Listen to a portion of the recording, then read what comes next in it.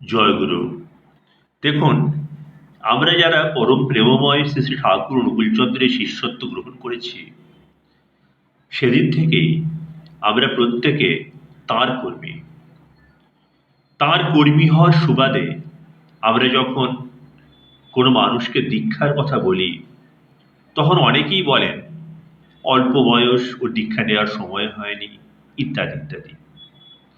এ প্রসঙ্গে শ্রী দেবাশিস বসু তাঁর দীক্ষা নামক কবিতায় বলছেন, বুড়ো বয়সেই ধর্মকর্ম এই সাধারণ রীতি মানুষের মনে রয়েছে গেঁথে এই ভ্রান্ত নীতি।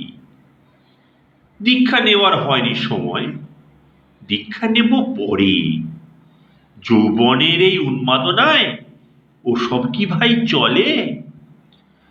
দীক্ষা নিয়ে কত নিয়ম পালতে হবে জানো? মানব কখন এসব আমাকে ভাই ছাড়ো। এসব কথার ভাঁওতা দিয়ে চলবে কতদিন? আয়ু তো ভাই কালের নিয়মে হয়েই চলে ক্ষীণ। প্রশ্ন করো মনকে এবার, কিসে ভালো হয়? কিভাবে সেই ভালোর পানে ধাবিত হতে হয়? দীক্ষা মানেই দক্ষতা অর্জন, আর তো কিছু নয়। এ কথাটা বুঝতেই হায় জীবন কেটে যায়।